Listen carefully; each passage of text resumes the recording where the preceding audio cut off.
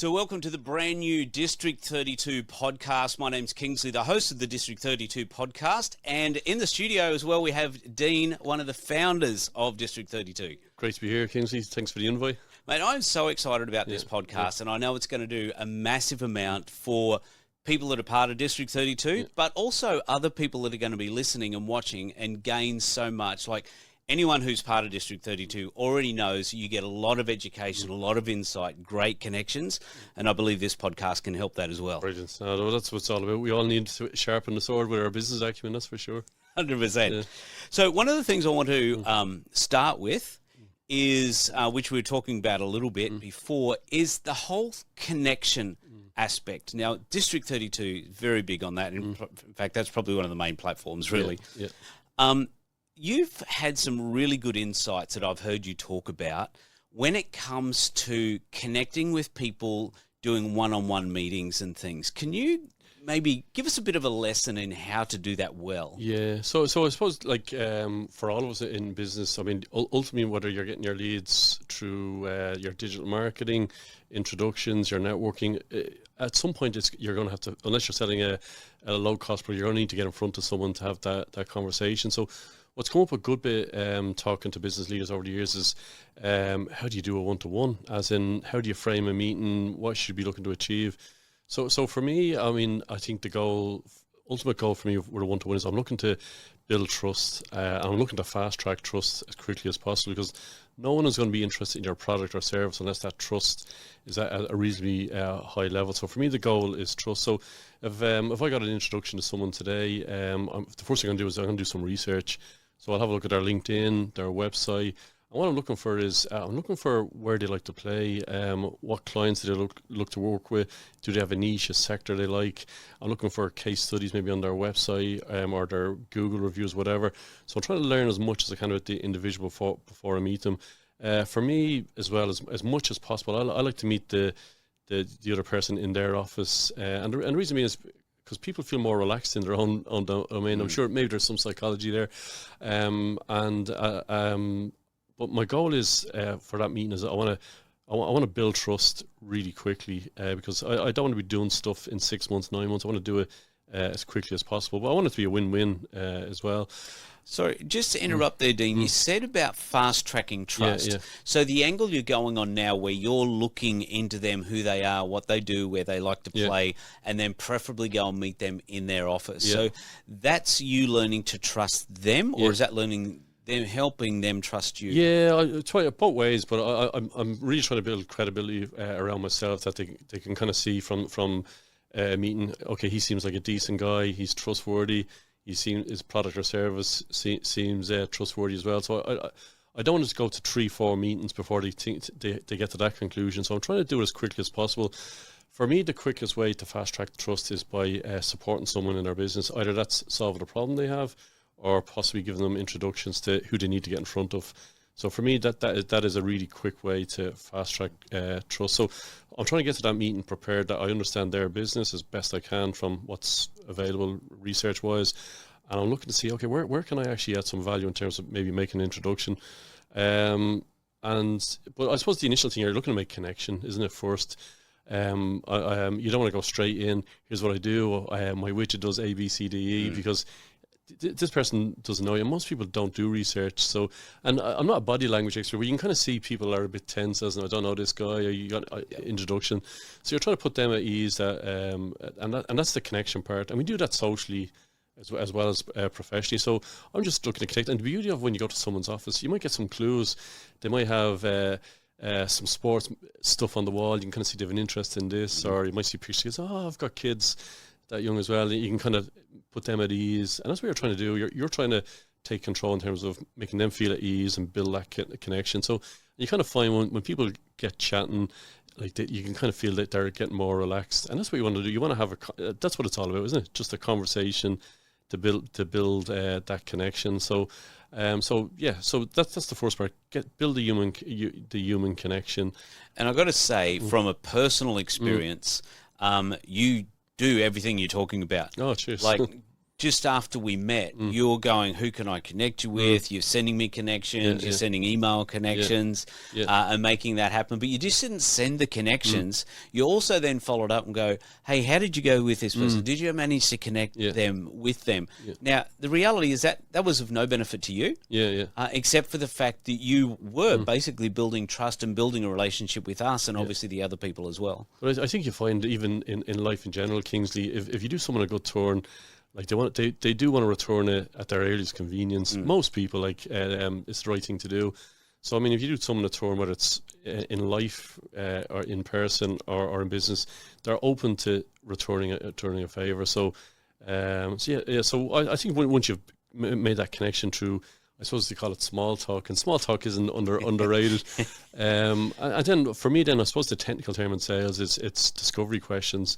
But so what I'm trying to achieve is I'm trying to learn more about their business, like how long you do in business, what motivated them, who did they like working with, what's the biggest obstacles in their business. I'm trying to learn as much as I can. For me to paint the picture, because I suppose two things here. Number one, how can I help them? And they might have an area that they play in that I'd like to play in. And go, I never thought of the health industry. And I could probably, once the trust is there, I can see maybe they can introduce me to that kind of aspect of where they play. So, but really what I'm trying to do is just get as much information and knowledge with the individual and their business. And the goal for me then is I want to make some introductions, whether it's to solve a problem they have, or if it's from a business development point of view, a place they want to get to. And I mean, you can imagine yourself if you met someone, say, quite recently, and they say, listen, I've got I know 2 or 3 key people in that industry sector. Let me make the introduction. You're going, Jesus, I got an introduction to this guy, I just met him, and that really, for me, that fast tracks the connection. And I suppose the other thing as well, do it quickly, like, because I always write it down because I'll forget. So I go through a good fair few notepads over the year. So and then just do those introductions. And it can be like, sometimes I'm sure you've got introductions from people where, hey, John, meet Dean, and I tend to put a few lines of what 2 individuals do and their phone numbers. A lot of people leave out the phone numbers, just to make it easy for them 2 people to connect as well. And if you kind of think of I suppose, I generally, as best I can, try and follow up. I'd say, hey, Kingsley, how did it go with John, the health guy, or Bill, the engineer? Because it's a good way of linking in. Because, I mean, sometimes I have given dud introductions, not intentionally, but it's good to get feedback. They might say, oh, Dean, that wasn't American. I go, oh, fair enough. It gives me information where I can kind of maybe help them further and stuff. So, and that's important, because you want to do as best you can, do the right thing by whoever you're introducing, both sides as well.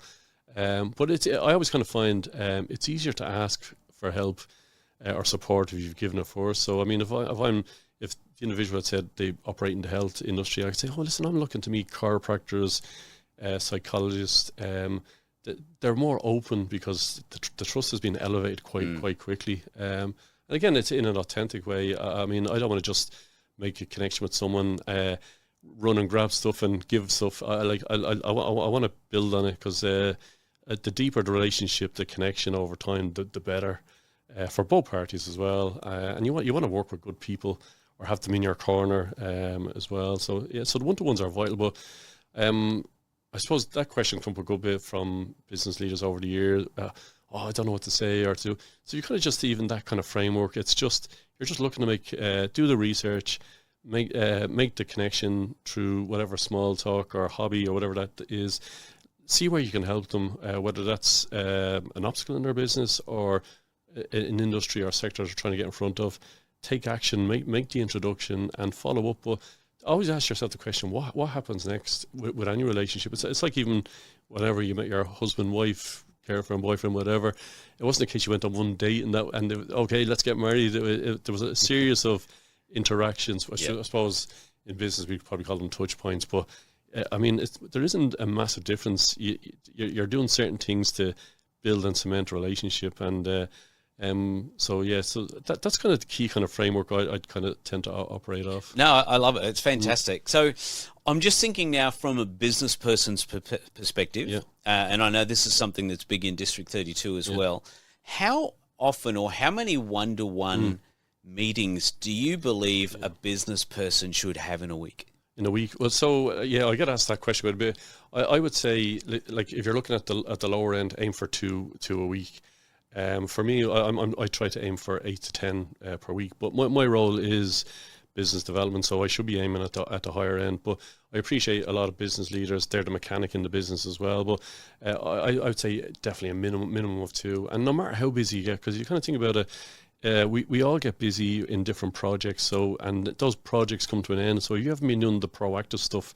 You're starting from ground zero, and the kind of the good that you've done those projects in terms of profitability, it's eaten away because you're starting at ground zero to start again. So have it in your diary that you're doing proactive stuff, one-to-ones every week. And I said, if you set yourself a lower end benchmark of 2, and you won't go too far wrong. Like, so that's that's really good, because everyone can do 2. We're all way too busy. But the reality is, this is building your business, so it's a major part of it. And what's the attitude we need to go into these with? And what I mean by that is, I've got a client in one of my business masterminds, and we've been encouraging him to do this. He's like, yeah, I know we need to. So, and he just started doing it, and all of a sudden he's got his first one. He made a deal that's worth tens of thousands of dollars to him over the next 12 months. Brilliant. The next one, he got another connection that is another lead, and getting work out of that as well. But it's not been that way for everyone, which we told him, mate, it doesn't usually happen like that. But just understand that it comes and it goes in waves or cycles, like everything does. What's the attitude that you would suggest with people going? Yeah, brilliant question. My attitude is 0 expectations. Like, if I leave that meeting and I feel I've built trust, that's job done. You can build on that. So just have 0 expectations. I go there with the view as, how can I help this individual through introductions, or maybe some of my own, sharing my own experience with them. But yeah, 0 expectations. I've no investment in the outcome. I just want to leave there. I think he seems like a decent human being, and I would meet with him again. So yeah, 0 expectation. It takes the pressure off you. Like if you're like, and I do appreciate. I mean, I meet startups and they're going for these catch-up one-to-one meetings through, whether it's networking or otherwise, and you can see that they're tense. Oh, I need to try get a sale out of it. Let go of the outcome. You're there to build a relationship. If you can build good relationships, people will keep you in mind, and it's easier to ask if you feel they can kind of help you directly or indirectly. You're likely to get a better outcome. So and you'll enjoy it more. I think if you just let go of the outcome, you'll enjoy the meetings, the catch-up more.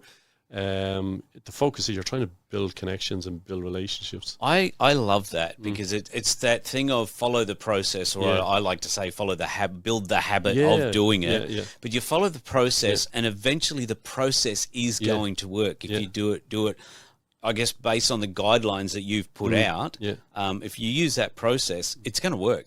100%. And it's going to get what you want. Yeah, 100%. And I suppose the process and the system is so important. So what I've kind of found, say with myself over the years, like I'll use an average figure. I don't have the exact stats, but I'll get a call at least every 3 weeks where someone say, "Hey, Dean, I'd be keen to chat about sponsorship or this, or get involved here." And what they have in common is I mightn't have seen them for 6 months, a year, but the connection was built fairly solidly, and maybe it's an odd catch-up phone, but I've done the hard work. They kind of see that I'm trustworthy, I hope, and District 30 as an organisation is honest and supportive, so that they're comfortable kind of coming back to me. Again, there's people I've met over the years. There's one guy in particular, and he just said, "I will never get involved with District 32. I hate people," which is fair enough. And he just said, "Well, he's actually recommended his clients to me over the years, which is great." So obviously he sees myself as trustworthy, and District 32 as an honest organisation. So even though he hates people, he's confident of sending them to us, which is good. So, and that's just from that building that connection, that relationship where. He sees I'm okay to deal with, I suppose. Yeah, no, that's awesome. Yeah. One more question on that. Yeah. After you've had a one-on-one, your first one, what should you do next? Yeah, well, the first thing I'd say is go with your gut, like, because sometimes you meet someone. I'd always try and do something, as in an introduction to help them with their business, whether it's for sales or just an issue that they have. But I'd have them on my CRM, so to get updates on what we're doing as an organisation. But again, go with your gut. Like sometimes you think, I need to call him in 2 weeks' time, or they might say, oh, family stuff happening, or work stuff, or I'm abroad, whatever.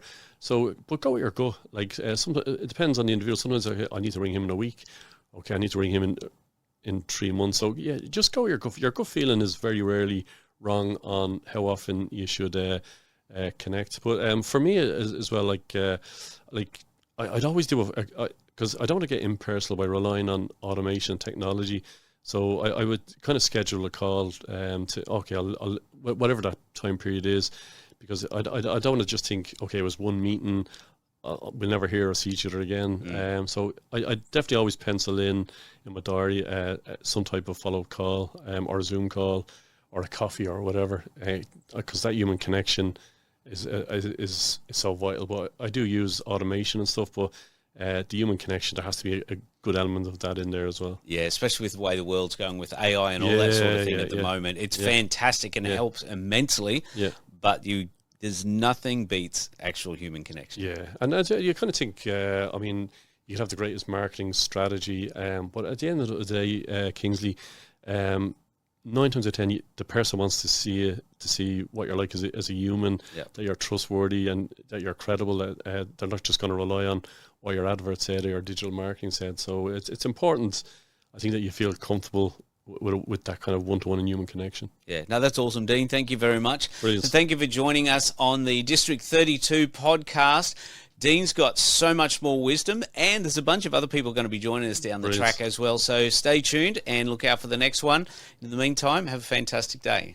Cheers, Kingsley. Thanks a million.